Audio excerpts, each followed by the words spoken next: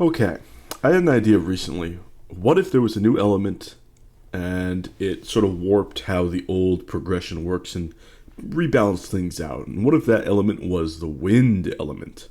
And it kind of was associated with some flying creatures more than others. Namely, number one target, Desquito. Oh, yes, we're making the Desquito 100% wind damage. It's going to be tough to deal with. However, I think to counter that, we make the either the iron chest piece, maybe even iron leggings, or we could go take a look at a padded chest piece, padded leggings, or we could even take a look at tower shields like the iron tower shield or the black metal tower shield, and give wind resistance to like any of those, and whichever you fancy. Make sure that we get some sort of wind resistance on one of those, and it would really be a big boon to some of these tower shields and heavy chest and legging pieces. Right now, they don't really have any real positive influence other than just raw defense. You can already just dominate enemies in advance, or use bone mass plus all of your available food and potions anyway, and even light set armor anyway, to just be tanky and aggressive when you need to be the closeout encounters with that Viking berserking energy. You've done that in the plains plenty of times, uploaded it, Settle Shack, all that, it's all there. So, I had also recently completed a deathless run in Valheim, and it wasn't a permadeath, it just happened to be deathless. All the Hilder's Quest stuff was new to me. I didn't know what was going on. Still deathless. Did I craft a big old standard tower shield or a heavy chest or legging piece at all? No, I didn't, because they don't have positive benefits aside from Serpent Scale Shield. Let's fix that. I think rearranging the benefits, taking some of the big oomph away from the Root Harnesk, which is already going to be good with Draugr Archers. It's already going to be good with Falling Spear Throwers. It's already going to be good with Seeker types. We can afford to take the oomph a little bit out of the Root Harnesk. We can make the Desquito wind. It's going to be more terrifying for people who are used to Root Harnesk shenanigans. But even so, having some sort of a heavier thing be the counter to that would be pretty exciting. I think that would be a good shakeup. Not only that, but the idea of changing the Desquito to wind, we would change the Porcupine to wind. We would take the piercing out of it, and we would make it wind elemental. And that would just be amazing because the Porcupine is so bad. It is such an unfortunate weapon. It is cheap. That's all the positives that you got. It is technically the best versus golems. You know, the biome that you just had already finished. Before getting into the plains. Yeah. Not very spicy at all, but it looks amazing. Scroll up. Look at that. It's gorgeous. It's gorgeous. But I don't think anybody going and taking their favorite looking next biome thing into a future biome when you have no other high plains tier alternatives, and just thinking like, oh yeah, this is just a absolutely useless item, just like an unintuitively outclassed thing. It just won't be useful at all in this biome, and I'm just gonna go Frostner. I'm just gonna have my 58 frost that's multiplied by 1.5 times when the enemies are wet, which Seekers and soldiers, they will be wet sometimes because of the semi-aquatic nature of the Mistlands, especially with the island chains that you get. So we're dealing 122 flat damage. Of course, the blunt is cut in half because of the secret resistance, but that means the whole normal damage of the Porcupine is cut in half versus Seekers. But not the frost on the Frostner. Never mind that we also get slow down. Never mind the 1.5 times wet benefit. it's still just raw damage that is unresisted, and that is the point that I'm trying to get onto this porcupine with this new wind typing, this theoretical wind typing. Okay, now it is able to smack around some seekers and some soldiers without worrying about part of its damage typing or all of its damage typing being reduced, literally just cut in half. Such a shame, man. Such a shame. But this also has immense implications for needle arrows, and a lot of arrows actually, because if we make needle arrows all wind, now we have 62 wind.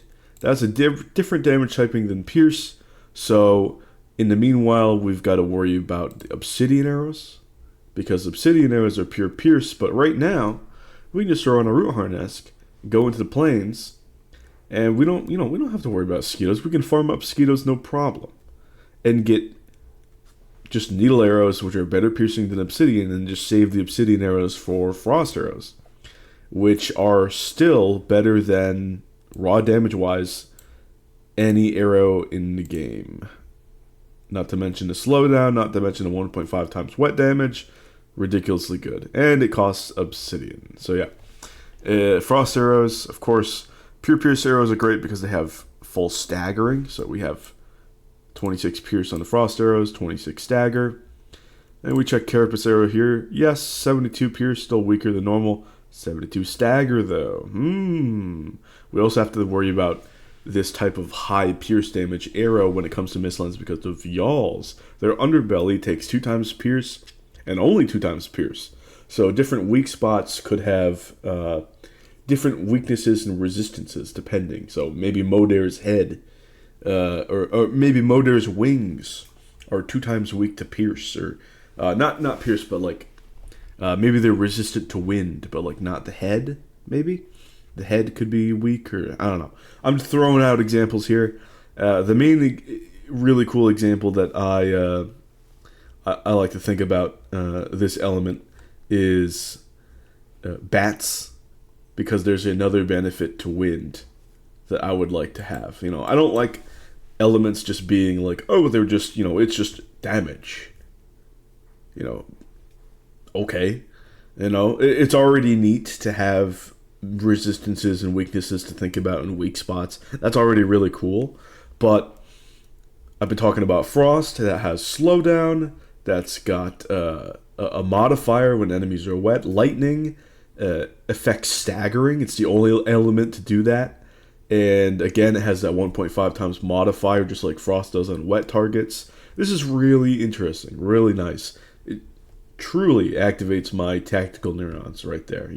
To see those golden numbers feels good, but to know that I've actually understood the mechanics to get to that point feels even better. So what do I suggest wind do? I think it should apply to staggering as well, but it should have something else, a little bit something else. Because lightning has a little bit something else, frost got a little bit something else. I think winds should have a little bit something else, and I think that should be fire synergy. I think if an enemy is ignited already, it's got that DOT and it's got that flaming effect.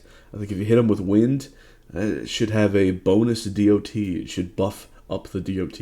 And if you hit a fire mob with wind, oh no, you might help it out. You might fuel the fire. So interesting there. Quite interesting to think about. I also posited in my Discord, go join that if you're interested.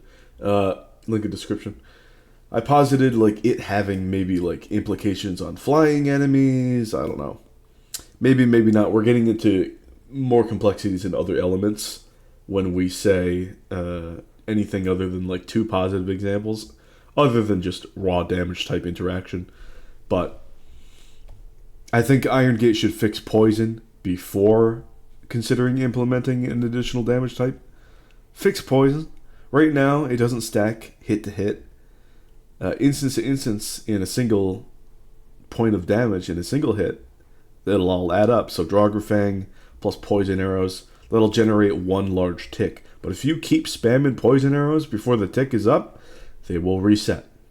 They won't stack additively like fire does. So, like on paper, the worst damage type, even not thinking about these mechanics, but just because the damage is DOT and not up front, fire already seems pretty meh. If you then consider how poison isn't even as good as fire, oh no no no no no, that's a problem. That's a problem. That's a bug. If it's not a bug, that's terrible design, and it's got to be patched up. Absolutely fix poison. Maybe make fire a little bit more interesting too. But I mean, my example with wind does make fire more interesting. And I mean, at the moment, Staff of Embers is just so good that does it need to be made more interesting? Like, Fire Arrows has a lot of niche applications already, where I'm like, does it need to be made more? I don't know. Probably, maybe igniting certain things. I have no idea. I don't know. Let me know what you guys think. I really like the idea of having wind or just alternate elements. I'm not going to hear anybody who tries to say, like, we're making things complicated. Anything less complicated or equally complicated than Pokemon's elemental system with its typings is not too complicated. That's it. Okay? If a bunch of kids all over the world can understand a Pokemon typing system with all of those different types, was that like 17, 18 types? How many Pokemon types are there now? Let me look that up. Pokemon types. How many we got? How many we got? Pokemon type number. What do we got? And we got 18 types now. 18 different types that people know and understand to an extremely well degree. Just extremely good degree. Okay. I am calling for a wind type. We have 3 physical types. And how many elemental types right now? Fire, poison, frost, spirit, lightning. 5. That's 8.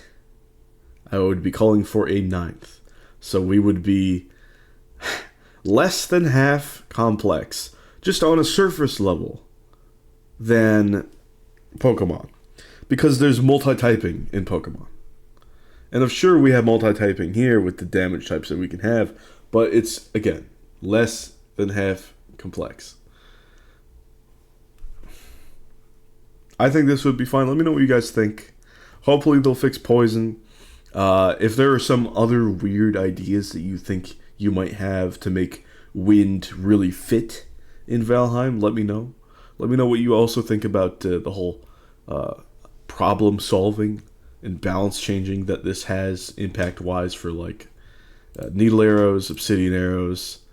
Also just thinking like the Frostner Porcupine dynamic. You know what I mean? I think that does excellently in that regard. Which other enemies do you think would deal wind? I think maybe you got bats deal wind because if you're on fire from a cultist, the bats could be extra dangerous, so don't ignore the bats. I think that would be really sick. Let me know what you think. And thank you for watching. I'll see you guys some other time. Bye.